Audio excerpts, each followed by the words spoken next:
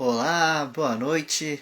Mais uma terça-feira, dia de live aqui no Projeto Qual o Tema. Hoje estaremos com o tema Silêncio. Agora é a vez das mulheres narrarem. Uma análise das narrativas femininas sobre abusos em páginas do Facebook, com a Isabela Gross. Ela vai trabalhar esse tema aí com a gente. Boa noite, Jonathan. Seja muito bem-vindo.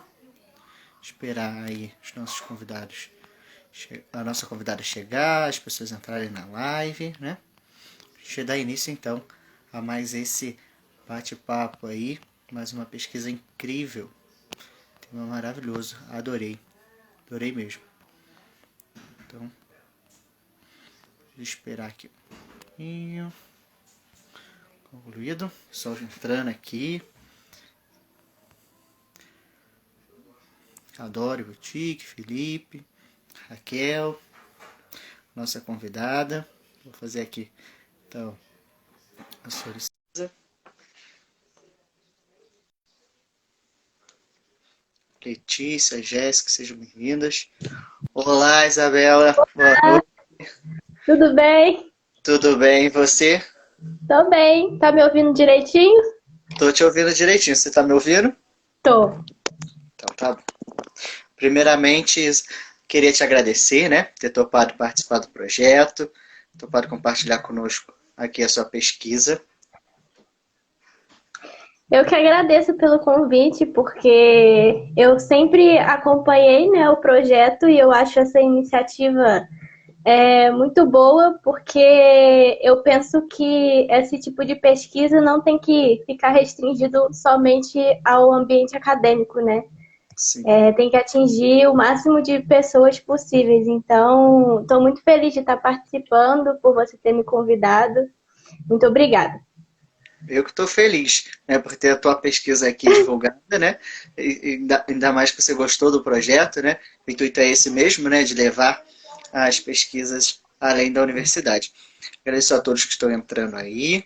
Tem bastante gente hoje. É muito nome, para me falar, tá subindo rápido, né?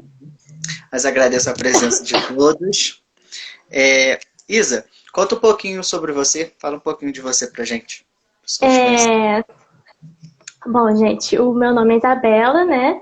Eu me formei ano passado, em julho, na Universidade Católica de Petrópolis, em História.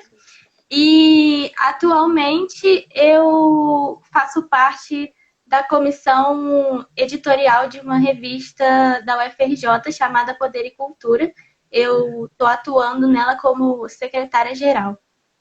Então, também é um projeto bem legal participar dessa comissão e agora desse projeto com você. Nossa, muito legal isso.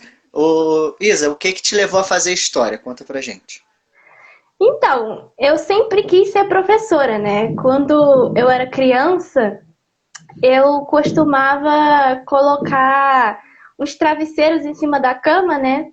E aí eu botava um caderno em cada travesseiro, que eram as mesas das turmas da sala, né? E eu dava aula para pessoas invisíveis. Então, eu sempre quis ser professora, mas conforme eu fui crescendo, eu pensei em ser várias outras coisas, inclusive eu pensei em ser bióloga ou engenheira química, o que hoje eu percebo que não tem nada a ver comigo. E como eu sempre gostei de história, sempre foi uma matéria que na escola me encantava e era uma matéria que eu ia bem, né? Eu sempre tive um apego aos temas que eram abordados na sala de aula. Então, por que não, né, unir, já que eu queria ser professora, unir junto à disciplina que eu mais gostava na época do colégio, né? Sim. E eu também sempre gostei muito de ler, né? E na faculdade de História a gente tem que ler muito. Então, foi ótimo, né? Eu sou muito feliz com essa escolha que eu fiz. Isso, o bom é que juntou os dois, né? A vontade já de atuar na escola com a disciplina que você gosta, que é a história. Acaba que eu fui mais ou Isso. menos nesse caminho também, né? Que eu queria atuar em escola quase fui para matemática, aí eu mudei, me decepcionei com a matemática e vim para a história. E é engraçado, porque eu sempre tive muito pavor, né, de falar para o público, né, para qualquer público. Mas conforme eu entrei na faculdade, foram passando os períodos, eu fui conseguindo, né, perceber que eu posso sim ficar nervosa e tudo mais ao dar aula. Eu acho que isso é comum. Até os professores de universidade, quando vão dar alguma palestra, ficam nervosos. Mas é algo que eu amo. Então, quando eu fiz os estágios, né, obrigatórios da universidade, eu me senti muito à vontade na sala de aula, ver que eu posso passar algo para os alunos e que eles podem passar algo para mim também, né? Então, é maravilhoso. É muito interessante falar sobre o estágio, que eu falava que estágio era um divisor de águas, né? Porque é ali que tu sabe se tu vai mesmo para continuar dentro de sala de aula, tu não quer aquilo, né? Acaba que eu acho que eu fui monitor até da tua turma em estágio em algum momento. Foi. Eu acho que foi ali que a gente teve um contato maior, né? Sim. Mas eu procurei aproveitar bem os estágios, né? Eu fiz tudo o que estava ao meu alcance e gostei muito de dar aula, então é algo que eu quero continuar mesmo. E vai ser sucesso. Isa, aproveitando então o gancho, né? Por que desse tema? Conta pra gente por que escolheu esse tema. E aí você pode ficar à vontade pra quiser entrar já no tema, tá bem? Tá. Bom, eu escolhi esse tema, né, porque tanto na escola quanto na universidade eu acho que a história das mulheres não é muito abordada, né? Então, todo momento, toda aula que algum professor ou professora trazia esse tema, dava a proposta de fazer trabalho sobre esse tema, né? Deixava a gente um pouco mais livre para pesquisar sobre isso, eu aproveitava muito. Mas ainda assim, né, eu acho que é muito pouco tratado nas aulas na universidade. Então, eu pensei que seria, como é algo que eu gosto, é algo que me interessa, é algo que eu vivo, né, que as mulheres vivem, eu pensei que seria interessante procurar um tema que tivesse relação com a história das mulheres. Antes de eu chegar nisso, né, eu quis fazer coisas diferentes. A gente entra na faculdade, acho que no segundo período já vai definir o tema. E eu queria fazer uma coisa completamente diferente. Mas quando eu cheguei nesse tema, eu me encontrei, né? Porque foi muito. É um tema muito sensível, mas é um tema muito importante e que tem que ser pesquisado e que tem que chegar às pessoas, né? Então, por isso eu escolhi fazer esse tema e aí eu dei esse título, né? Que é Silêncio, agora é a vez das mulheres narrarem uma análise das narrativas femininas sobre abusos em páginas do Facebook. Até porque as mídias sociais hoje também fazem parte de um tema que também é super atual, né? Que está super em alta. Então, eu uni duas coisas que eu sempre gostei de estudar, que eu sempre me interessei e decidi seguir por esse caminho, né? E aí cheguei nesse tema. A Camila comentou aqui que a gente começa a faculdade já com 3 temas na cabeça, né? Sim. Já que é verdade. É engraçado que cada período a gente vai mudando o tema. De acordo com a história vai mudando, a gente vai mudando o tema. É isso mesmo, é. E aí, chega no final, é uma coisa completamente diferente, né? Foi o meu caso. Não, eu adorei o tema que chama bem atenção, né? Como eu já tinha te falado em off, né? Eu achei impactante. A palavra silêncio me marcou. Mas agora eu vou deixar a Isa falar para vocês e contar sobre esse tema, essa pesquisa incrível. Bom, gente, quando eu e o meu orientador, que foi o professor Leandro Ricon, da UCP, começamos a montar, né, essa pesquisa, a gente pensou que, num primeiro momento, seria importante mostrar a história como uma ciência conservadora. Isso porque por muito tempo, muitos autores não quiseram e não se interessaram mesmo em falar sobre a história das mulheres. E aqueles que chegaram a falar sobre o assunto, que eram as exceções, muitos trataram as mulheres como sendo seres histéricos, que seriam extremamente inferiores aos homens e que serviriam apenas para a reprodução da espécie, dentre outras coisas mais que a gente sabe que foram ditas aí. Mas esse cenário ele começa a ser modificado no século XX, mais especificamente na década de 60, partindo de historiadores e outros pesquisadores com uma orientação marxista, como o historiador Edward Thompson, que passaram a buscar a pesquisa de grupos subalternizados, né? Grupos que sempre estiveram às margens da sociedade, e aí estão incluídas as mulheres, né? E é nesse mesmo contexto que surge o interesse pelo espaço privado, né? E estudar o espaço privado, de certa forma, é estudar a história das mulheres, porque as mulheres sempre tiveram uma ligação muito forte com o espaço privado. Inclusive as mulheres que trabalhavam fora, porque quando o serviço acabava, ao retornarem para suas casas, o expediente continuava. Então, elas tinham ali que cuidar da casa, do filho, do marido, resolver outros problemas referentes a esse ambiente. Então, essa ligação era muito forte. E por conta disso, teve uma demora aí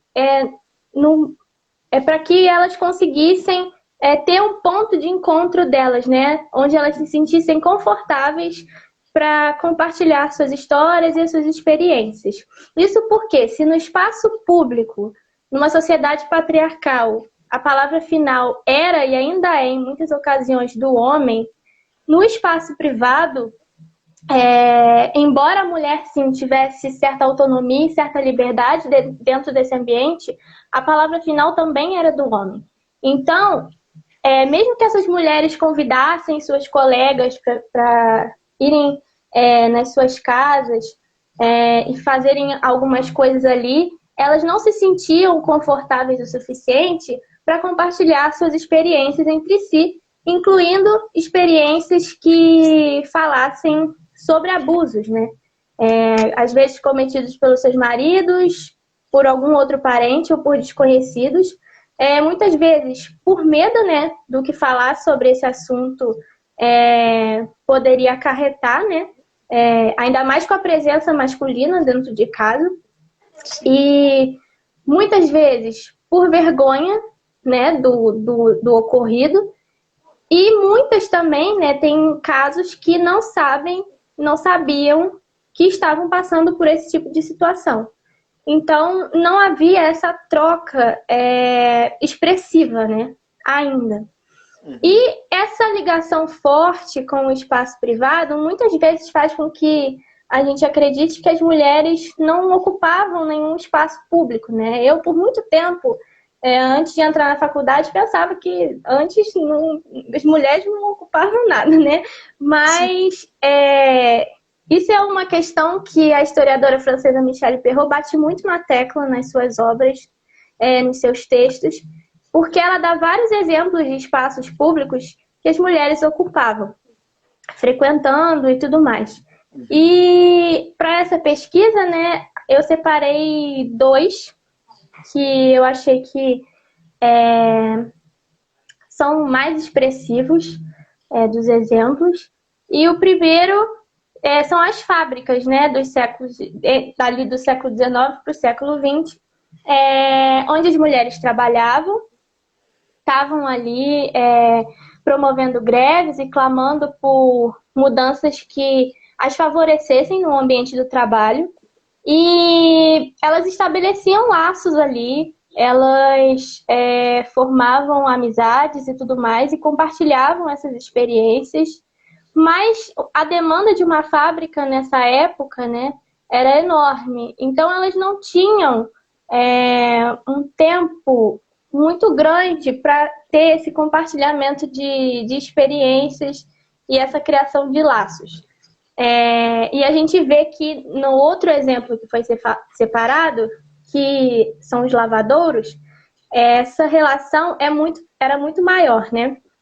E esses lavadouros também, do século XIX para o século XX, eles eram espaços enormes, assim, onde as mulheres estavam ali trabalhando, lavando as suas roupas e roupas de outras pessoas.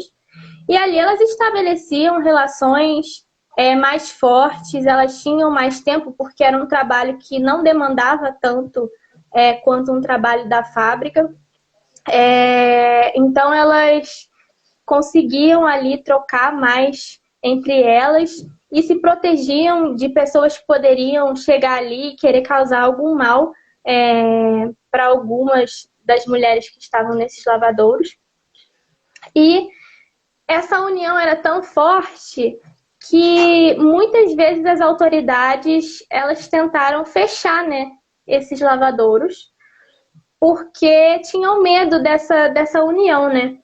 E quando não conseguiam fechar, tentavam mudar a disposição desses lavadouros, colocando divisórias para que as mulheres não conseguissem conversar, chegando a esse ponto, né? Então, tentavam de tudo, mas elas corriam atrás para que conseguissem manter esse espaço que era importante, né, para elas. Olha como a sociedade já tinha medo das mulheres há muito tempo. Já tinha medo. Fazendo o trabalho delas ali, de lavadeiras, no modo, eu achei essa parte muito interessante. O modo que elas conversavam, que aí tu vai narrando ali, tem uma hora, né, de tudo que fazia. Começava tudo em silêncio, só escutava as batidas da roupa. Daqui a pouco elas começavam a falar, e aquilo depois incomodava os homens, né? Sim. Por causa que eles tinham medo do que elas iam falar. Eu falei, cara, eles deviam ter medo do que eles faziam em casa, elas falassem lá, né? E isso se espalhava. Por isso esse meu interesse nessas narrativas que falam sobre abusos, né? Porque nesses espaços, talvez elas conseguissem sim compartilhar, né? Porque elas se sentiam mais livres, não tinha ninguém, né, da sua família perto. Então, esses espaços para elas eram extremamente relevantes, né? Mas para quem via de fora, em uma sociedade patriarcal, eram extremamente irrelevantes, né? Para que isso ali está ali? Para as pessoas que vinham de fora, elas eram anônimas e não estavam estabelecendo nada ali. E por isso a gente traz na monografia o conceito de não lugar do etnólogo Marc Augé. E o não lugar para o Marc Augé é justamente um espaço que é habitável, porém ele é transitório, ele não é consumado completamente e é justamente um espaço que as pessoas não estariam estabelecendo nenhuma relação e é um espaço com pessoas anônimas, né? E para quem vê de fora, esses lavadouros e essas situações que ocorriam nas fábricas esses dois ambientes seriam não lugares, né? E é aí que eu trago a internet, né? E começa a questão da internet na pesquisa, porque a internet atualmente é o ponto de encontro, né, do século XXI. Sim. Principalmente agora na pandemia, né? Porque todo mundo agora está frequentemente usando a internet. Pessoas que não usavam tanto antes estão tendo que resolver coisas, então é o ponto de encontro. E mais pra frente eu vou explicar, né, por que a internet pode ser vista como um lugar e como não lugar. E como esses grupos subalternizados, especificamente, né, aqui no nosso caso, as mulheres, começaram a usar a internet e compartilhar essas narrativas. Né? Mas primeiro, vou começar falando que a internet começou a dar os seus primeiros passinhos lá na década de 50 e começou a tomar a forma que ela tem hoje na década de 90, quando elaboraram o www, né, que mudou a internet. E eu trago dois autores que são importantes para entender a internet e o cyberespaço. O Pierre Levy e André Lemos, que foi aluno dele, são dois sociólogos e eles falam muito sobre o cyberespaço. E nesse cyberespaço, as pessoas, elas fazem conexões umas com as outras, né? Não importa o fuso horário, não importa o lugar de onde elas estão falando, né? Esse é o barato da internet. E elas estabelecem essas conexões. E dessas conexões, elas acabam criando comunidades, né? De assuntos que elas têm interesse em comum. E às vezes participam de comunidades que elas não, de assuntos que elas não têm interesse, justamente para discordar. E dessas comunidades, essas comunidades surgem inteligências coletivas, né? E essas inteligências coletivas trazem novos conhecimentos e novas discussões para serem debatidas aí pela sociedade. E esse cyberespaço, ele é justamente um ambiente que está sempre sofrendo mudanças, é um ambiente que é transitório, as pessoas podem ou não ser vistas ali, você pode ser ou não um anônimo ali. Está sofrendo atualizações constantemente, todo dia tem uma atualização de aplicativo novo, né? Chega até a ser chato em alguns momentos para você atualizar. Então está sofrendo sempre mudanças, então não chega a ser um espaço consumado, né, completamente. E por isso, na nossa pesquisa, a gente diz que é um lugar e um não lugar, né? E a internet, mesmo tendo seus defeitos, né, a gente sabe que tem muito problema, como, né, atualmente as fake news são um grande problema, e os ataques que as pessoas sofrem na internet de graça, não se pode negar que hoje, apesar de muitas pessoas ainda não terem acesso à internet e às redes sociais, cada vez mais gente consegue acessar esse tipo de rede, né? Uhum. Então, cada vez mais vai se tornando democratizado, assim, na medida do possível. E o cyberespaço, ele também é um ambiente que mescla o espaço público e o espaço privado, né? Então, fica uma coisa muito confusa. Agora, na pandemia também, é uma coisa que se observa muito, não tem como dividir, é difícil dividir e separar as coisas, né? Nós estamos nele agora, né? O público com o privado, de dentro da nossa casa para o público. É difícil separar, né? E é uma coisa que as pessoas que estão trabalhando de casa, né, falam muito, porque é difícil mesmo. E é aí que entram as redes sociais, né? E a minha escolha para pesquisar foi o Facebook, porque é a rede social mais usada no mundo e é a rede social mais usada no Brasil, né? E as mulheres são as pessoas que mais usam o Facebook. Então, por esse motivo eu escolhi essa rede social. E o Facebook, ele foi feito mesmo para atrair usuários, né? E até as cores dele, se a gente parar para observar, foram escolhidas para agradar, né, a quem vê. E a disposição dele também foi feita para agradar. Tem várias coisas que você pode fazer no Facebook: curtir, comentar, compartilhar. Você pode criar grupo público, privado, página. Tem o Facebook Messenger, que faz com que as pessoas consigam estabelecer um contato melhor e maior, né? Com lojas ou com pessoas mesmo, e amigos, né? Família. E eu escolhi o Facebook por esse motivo. E é no Facebook que a gente pode observar a ocupação nessa rede social por parte dos grupos subalternizados que antes não tinham voz alguma e encontraram, né, no cyberespaço, nessa rede social, uma oportunidade para compartilhar suas histórias e as suas experiências. E é o caso das mulheres, né, que entram no Facebook e em outras redes sociais também e começam a compartilhar situações que antes em outros lugares não compartilhariam.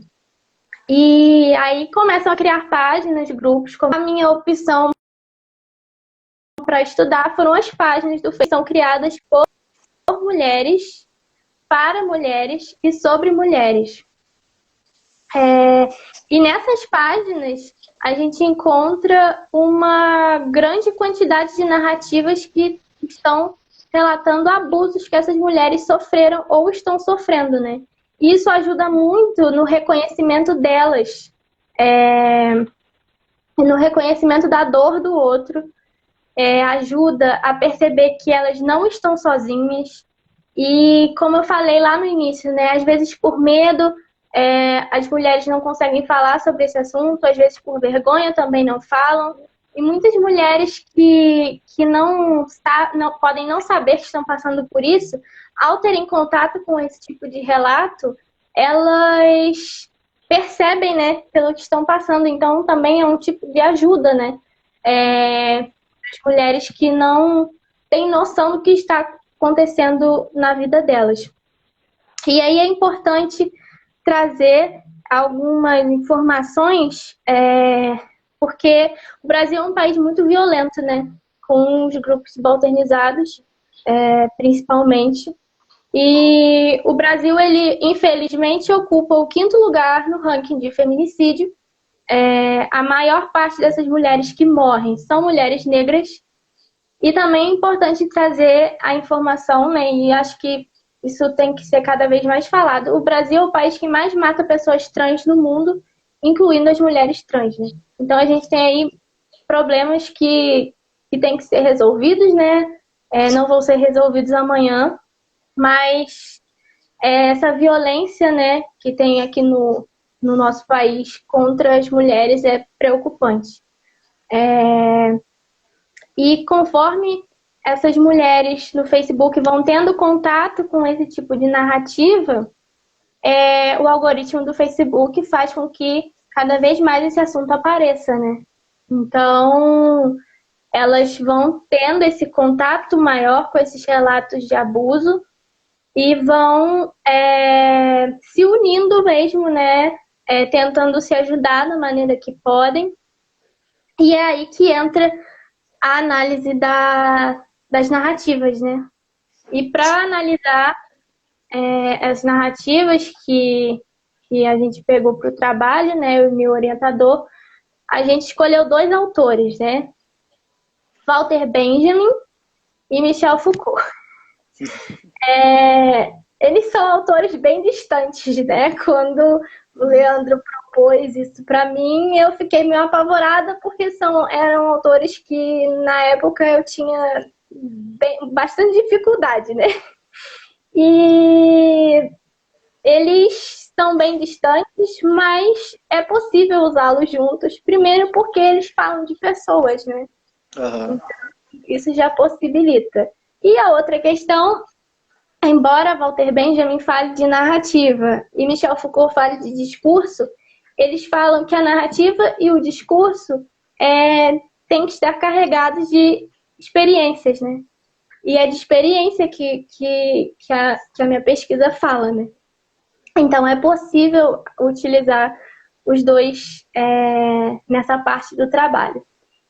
E aí o texto que eu usei do Walter Benjamin, né, para fazer a análise, se chama O Narrador, Considerações sobre Nikolai Leskov.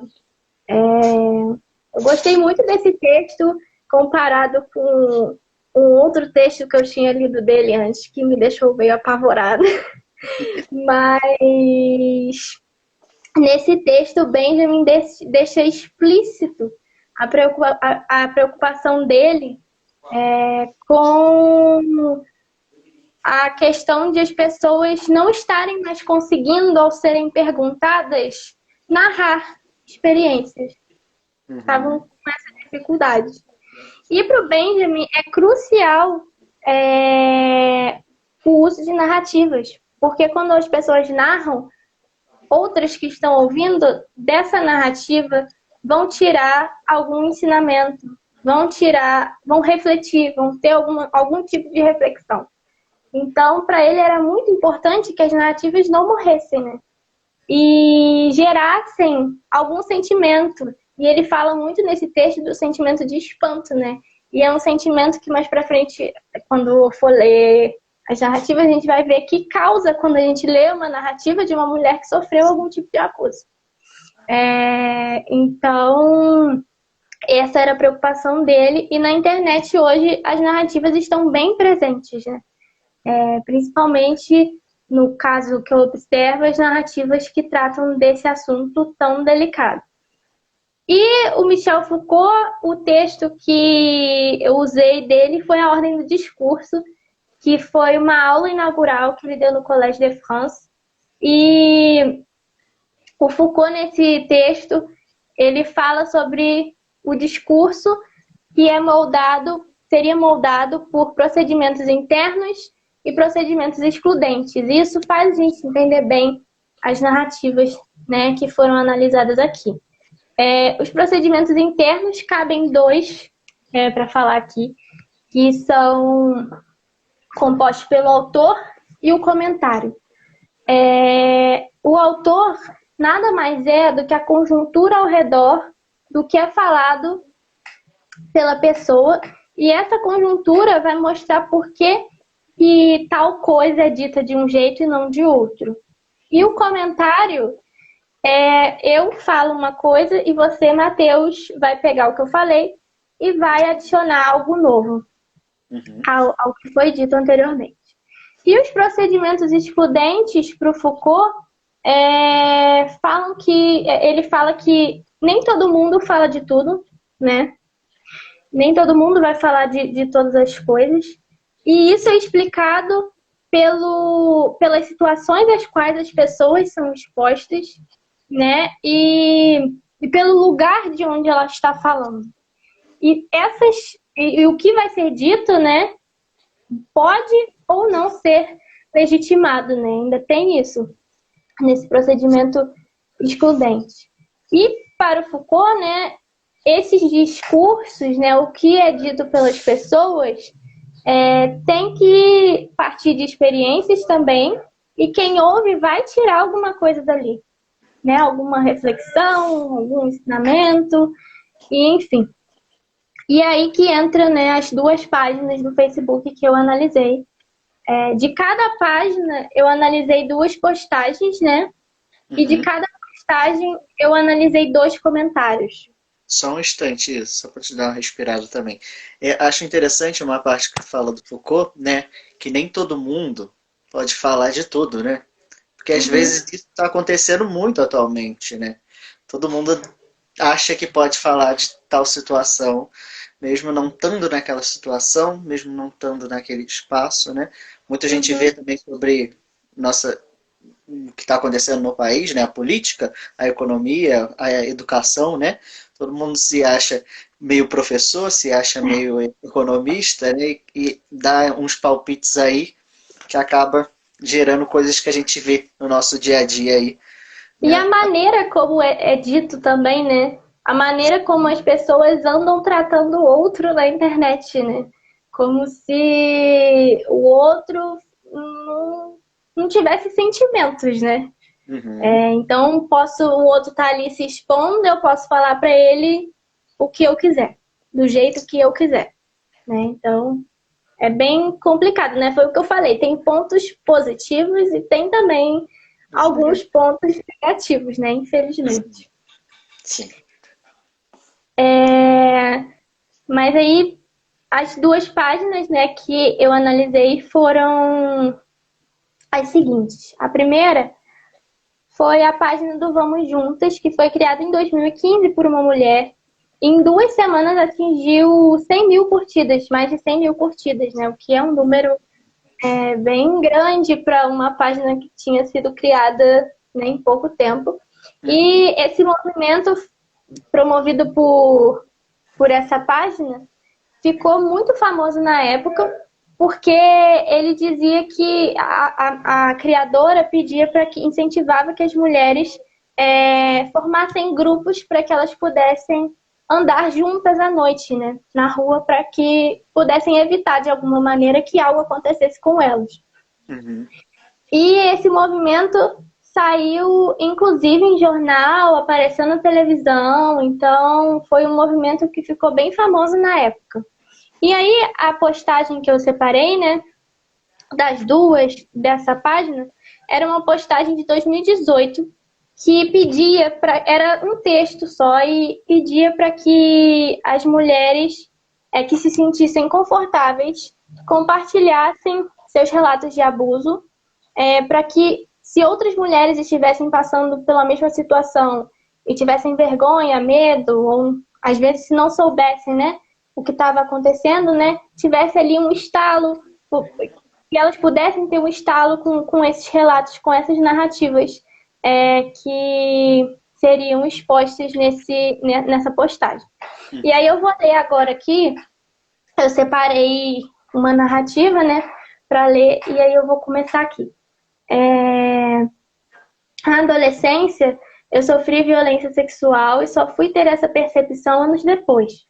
Meu namoradinho da época fez todo tipo de pressão para que eu perdesse a virgindade com ele.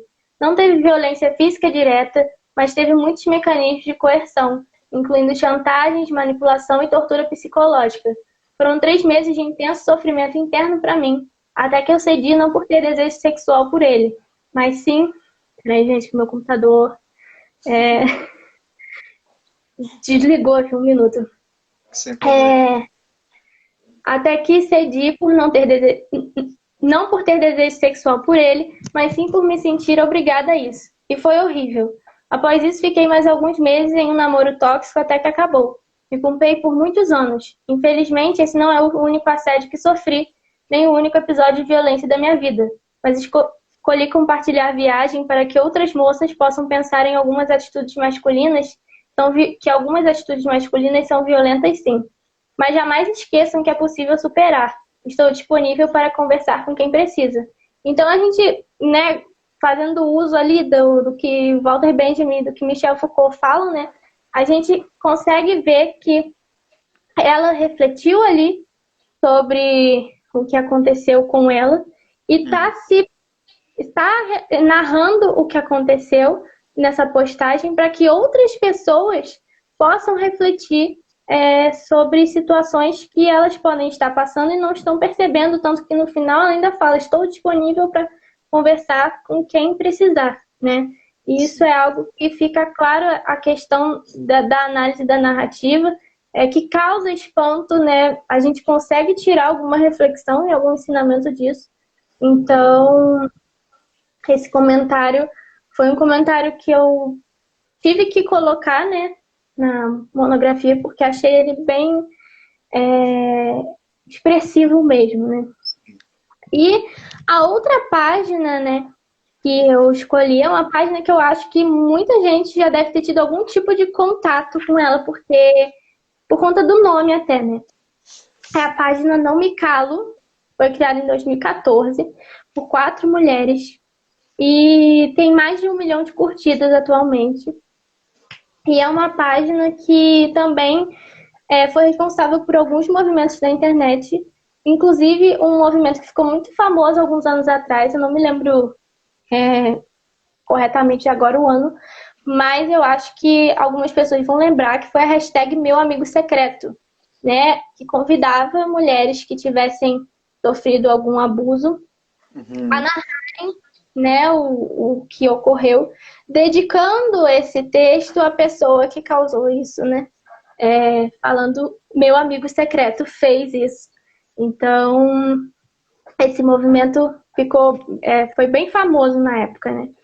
E a postagem que eu selecionei, né, para trazer aqui, da narrativa que eu vou ler para vocês, foi a postagem que tinha notícia daquela situação que ocorreu da mulher que marcou o encontro pela internet e foi espancada por mais 4 horas na sua própria casa. E aí, nessa postagem, eu encontrei o seguinte comentário que eu vou ler. Conheci meu marido na internet. Na época eu tinha 13 anos e ele 15. Chamei ele para ir na minha casa, com o consentimento da minha mãe, lógico. Fomos amigos por cerca de 1 ano até começarmos a namorar. Estou com ele há 7 anos e ele nunca fez nada contra mim. Nós brigamos como qualquer outro casal, mas isso não quer dizer que ele é uma péssima pessoa. Nunca levantou a mão para me bater e é um ótimo pai também. Ele nunca levantou a mão para mim, mesmo a gente se conhecendo pela internet. Já meu pai passou 12 anos junto com a minha mãe, nunca levantou a mão para bater em ninguém, até que um dia minha mãe quis se separar e ele bateu nela. Então não culpem a vítima, pois a pessoa pode se mostrar ótima por anos e do nada ter um surto e te espancar porque não aceitou o fim ou porque vocês brigaram. Sempre tem um motivo, mas se o cara for um covarde, ele vai te bater hoje, amanhã ou daqui uns anos. A culpa não é de onde você conhece ele ou ela. A culpa é dele, dela, ser uma pessoa e você ser uma péssima pessoa e você não saber. Né? Então aí também a gente vê que além dela trazer a narrativa dela, né, ela pega e ela reflete sobre acontecimentos da vida da mãe dela, né?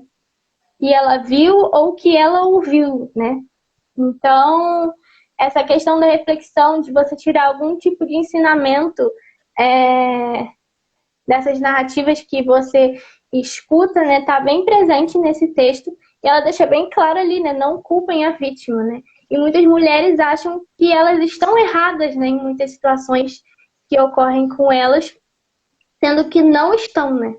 Então, a culpa nunca é da vítima e ali ela faz com que a gente tire diversas reflexões como essas, né? E aí, para terminar, não sei nem quanto tempo eu falei. Estamos em 41 minutos. Foi bastante tempo. Só para fechar aqui, então as mulheres que lá atrás não tinham voz alguma, ocupavam esses não lugares que eram como ocupados por pessoas anônimas, ocorrendo coisas irrelevantes, ocupam esses espaços da internet junto com outros grupos subalternizados e compartilham ali experiências extremamente sensíveis, né, delicadas, que podem ajudar outras mulheres a se perceberem nessas narrativas e tomarem alguma atitude ou só perceberem mesmo pelo que estão passando. E, enfim, é muito importante o estudo dessas narrativas, ainda mais hoje, né, com todos esses acontecimentos que a gente tem visto, né, um que ficou bem evidente uns dias atrás foi o da Dani Calabresa, né, e também antes o da Mariana Ferrer, né, são coisas que deixam a gente meio desanimada, né, a sociedade, assim, as pessoas que se importam com a luta do outro, né, ficam meio desanimadas com esse tipo de notícia, mas a gente tem um artifício que é muito importante e que deve ser usado, né, que é a memória. Então, nós mulheres, né, e outras pessoas não podemos esquecer o que aquelas que vieram antes de nós fizeram para que a gente, né, chegasse aqui até hoje, né? A gente ainda tem um longo caminho pela frente, né? Mas se a gente for comparar com o que passaram antes, a gente já está avançando bastante e a gente vai conseguir aí conquistar mais coisas pela frente. Então, eu acho que a memória é um artifício que tem que ser usado para que a gente não esqueça, né, do que aconteceu e para que não se repita, né? Então, é isso. Muito bem, Isabela. Como eu te falei, né, eu fiquei emotivo quando eu li a sua pesquisa, né, que eu achei maravilhosa e a riqueza que você traz, né, toda essa análise de uma coisa que é atual, né? Igual você estava falando ali, que muitas vezes para a vítima não se culpar, porque essa ideia, né, que foi inventada, né, que a culpa é da vítima, que a culpa é da mulher, né, porque o homem tem que sempre estar certo das coisas, a última palavra é dele, não. E não é assim, né? Eu fico encantado com essa luta, né, e acho, né, totalmente, né, nessa área e também da história também o resgate, né, que tem se feito das mulheres, né, durante a história. Acho maravilhoso essa iniciativa. Novamente te parabenizo. Obrigada. E aqui já tem muitos elogios, pessoas comentaram ao longo, mas eu não quis interromper, porque o assunto estava tão bom, né? Tão todo o pessoal aqui Eu nem consegui elogiando. ler É, nada, eu não consegui ler nada. pessoal aqui te parabenizando. A Cláudia disse, linda, te amo. A Mariana disse, parabéns. Gisele arrasou. Kelly, mulher incrível. O João te disse parabéns. A Andréia, parabéns pela bela pesquisa. Bianca também te parabenizando. Letícia, falando que você é incrível. Um ícone, disse a Cláudia. São muitos comentários positivos te parabenizando por essa pesquisa, que foi maravilhosa mesmo. Eu não sei se alguém quer fazer alguma pergunta para a Isabela. Esse é o momento, né? Gente, muito obrigada aí pelos comentários. Fico muito feliz que vocês tenham gostado, viu? Muito obrigada. Se alguém tiver alguma pergunta, a Isa pode responder ainda. Mas eu achei incrível. E vamos supor, uma pergunta, né? Eu vou fazer uma pergunta agora. O que te deu Fica à mais vontade. trabalho? Então, na pesquisa, assim, porque eu acho que é um tema tão atual, tão próximo, que mexe com Uhum. a pessoa. Você trabalhando esses temas, lendo esses comentários, né, selecionando, né, o que você sentiu assim, né, o que mais te... Eu não sei se eu me expressei muito bem. Não, acho que se eu não responder o que você pretendia aí, você reformula de novo. Tá. Mas eu acho que eu entendi. Uhum. Estudar o tempo presente é muito difícil, né? Porque a gente está estudando coisas que estão acontecendo agora. Então, todo dia tem informação nova, todo dia tem algo, uma questão que ontem nunca imaginei que teria.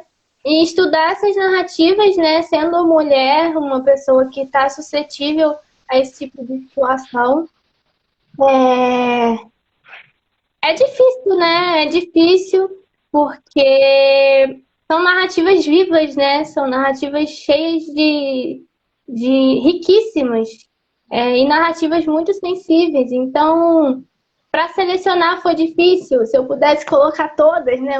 A monografia é um trabalho muito pequeno, né? Sim. É justo, né? Então,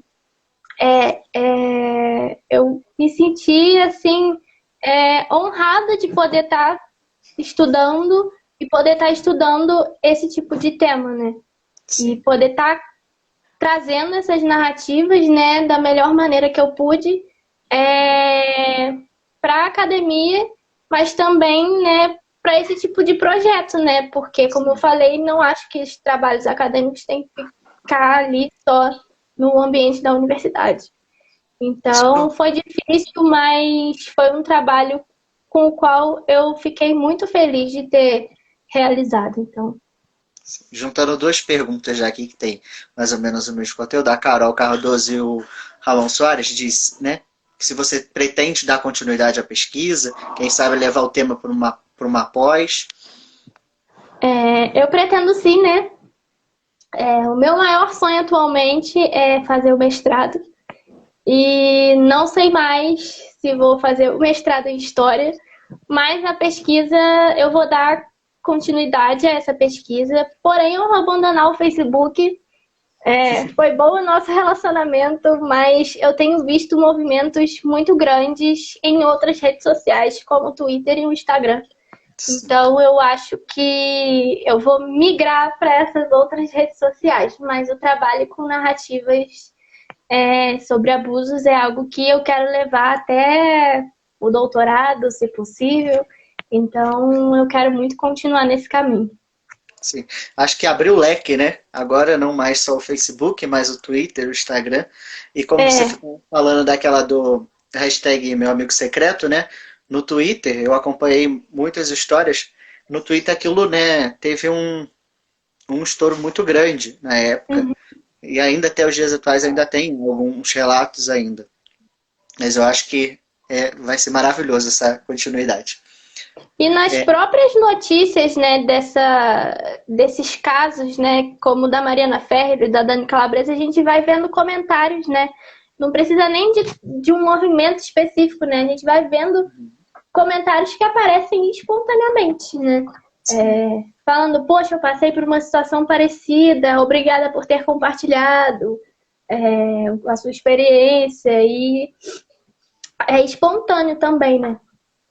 Isso abre para outras pessoas também compartilharem, né? Tem uma pergunta aqui da Isa também. Sua pesquisa foi linda. O que você mais aprendeu durante o processo? Eu acho que eu aprendi muito, né? De um tema que eu não sabia, apesar de ser mulher, né? Como eu falei, em muitos momentos, por exemplo, a questão de achar que mulher não fazia nada no espaço público, por muito tempo eu achei que não fazia. Então eu fui aprendendo ao longo da pesquisa com autores e autoras que eu nunca imaginei que eu fosse ler e fosse usar. E aprendi muito essa questão da memória, né? Como é importante observar as coisas desde o passado e vir trazendo e montando essa linha do tempo e vendo como as coisas eram difíceis, ainda são difíceis, mas como eu falei, né? A gente já andou aí um longo caminho, um longo percurso. Então, eu prestei bem atenção nessa questão, né, da memória mesmo, né, do passado, né, de trazer vozes que vieram antes e que colaboraram para que as mulheres de hoje pudessem narrar, né, suas histórias, incluindo, infelizmente, esses relatos, né, de abusos que sofreram. A Gisele Bastos comentou aqui. Você chegou a entrar em contato com as mulheres que contaram esses relatos? Se sim, como foi? Eu acho até interessante essa pergunta, né? Porque o meu trabalho é na faculdade, né? Na UCP, tem um comitê de ética, né? Toda faculdade tem. E o meu trabalho não teve que passar por esse comitê porque eu não entrei em contato com nenhuma dessas mulheres, né? O Facebook, a partir do momento que você se inscreve, ele é uma página pública, né? E as páginas que eu analisei são páginas públicas. Então, o que está ali pode ser usado, né? Com todo o respeito enfim, com toda a consciência de que você está usando a fala de outra pessoa. Então, eu não tive contato, mas eu busquei colocar narrativas que fossem bem distintas umas das outras, né? Como eu via as pessoas, né? Suas fotos, nome e tudo mais. Eu tentei buscar pessoas bem diferentes umas das outras para poder ter um trabalho diversificado, né? Inclusive, uma das narrativas que eu achei foi de uma mulher trans que falava, né, das suas dificuldades. Então, foi bem interessante essa busca por pessoas passando por situações de abuso, porém diferentes, né, umas das outras. Sua avó está aqui orgulhosa de você. A Gisele Novaes comentou: momentos como esse abrem um espaço para reflexão. Parabéns. Alguém mais? Obrigada Pergunta pelas perguntas. da Isa. A Isa ela falou que conseguia em 35 minutos. Vou confessar aqui. Eu fui olhando aqui, praticamente ela cumpriu o tempo dela. Ela falou: acho que uns 35 minutos eu consigo. Vai dar tempo. Dá sim. A Pamela disse aqui: quebrar silenciosamente.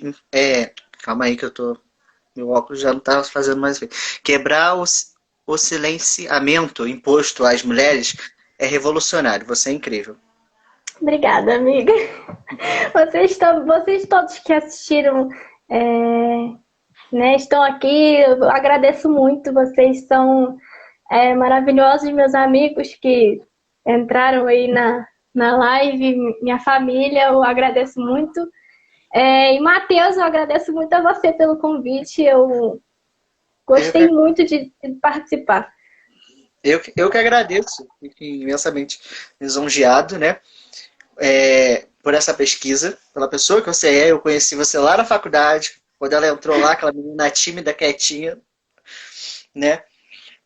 E ver, né, a mudança, ver a pessoa maravilhosa que você é, a pesquisa maravilhosa, a pesquisadora que você é, historiadora e também professora, né? Porque são muitas funções juntas. Aí é incrível. Novamente te parabenizo, né? Aqui novamente as pessoas te elogiando, sua mãe te elogiando, né? Dona Eurides, a Fá Montemor também, falando que adorou sua pesquisa. E eu também adorei, como eu já tinha comentado com você. Achei incrível, até me emocionei, né? Eu acho que eu sou muito sensível às vezes. Isso é bom. Que eu fiquei refletindo, né? E a palavra do silêncio, como eu te disse, né? Me fez pensar muito, né? É um silêncio, né?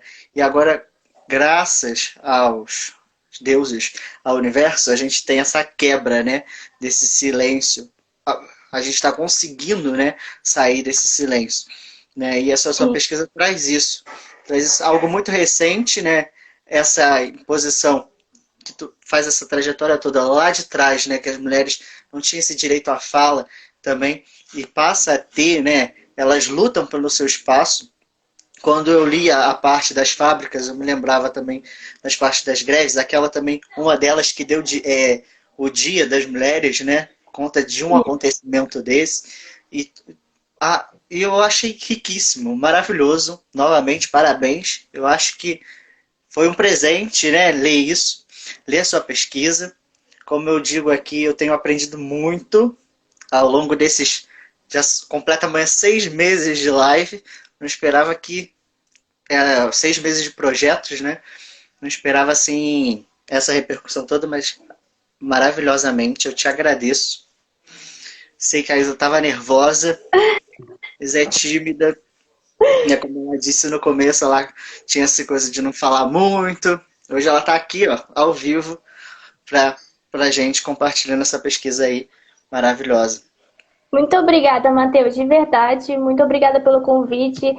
Eu sempre vou repetir que eu acho seu projeto maravilhoso. Eu acho que os pesquisadores têm que ter mais iniciativas como essa, né? E abrir espaço para que as pessoas, os estudantes das universidades, tragam esse tipo de pesquisa, né? Sendo que atualmente, né, a gente também tem vivido um problema aí com as universidades públicas, né? O descaso com os professores. Então, eu acho que esse projeto é incrível, feito por uma pessoa que eu sempre achei boa e que hoje é a pesquisador que você é. Então, muito obrigada aí pelo convite e obrigada a todo mundo que esteve presente. E eu fico muito feliz em saber que a minha pesquisa te tocou. Eu gosto muito de ler trabalhos e livros, enfim, que me toquem, né? E saber que a minha pesquisa, né, é capaz de tocar outra pessoa, emocionar outra pessoa, é muito satisfatório. Então, muito obrigada. Que agradeço. Agradeço aqui também a presença de todos que passaram por aqui, todos que nos acompanharam, nos assistiram, interagiram com a gente. Meu muito obrigado. Novamente, muito obrigado, Isa, Obrigada. por essa partilha, né, por esse momento. Então, para quem quiser rever a nossa live, vai ficar salva lá no IGTV. Para quem não assistiu também quiser, depois pode compartilhar também, para as pessoas conhecerem mais sobre essa pesquisa. Novamente, eu te agradeço, tá? E não vou tomar mais seu tempo. Uma boa noite. Uma Boa boa noite noite. para você, para todos. Tá? Muito obrigado mesmo. Valeu, de Eu que coração. agradeço, Matheus. Sempre que quiser, estaremos aí disponíveis para qualquer coisa que for necessária, para compartilhar mais coisas com você e com as pessoas que estão assistindo, né? Muito Novamente, obrigada. os elogios aqui não param. Vou ler os dois últimos aqui, né? A Paula, disse: Isabela, parabéns, você é sensacional e esse é só o início de uma trajetória de muito sucesso. Amo você. A Cris também disse que amou a pesquisa. Muitos coraçõezinhos, emojis de olhos de coração. Novamente, Obrigada, gente. fica até Obrigada. difícil encerrar um papo assim, sabe? É muito difícil. Mas Eu te agradeço novamente. Valeu mesmo. Uma boa Muito noite, hein? obrigada. Boa noite, Matheus. Foi um prazer. Prazer foi meu.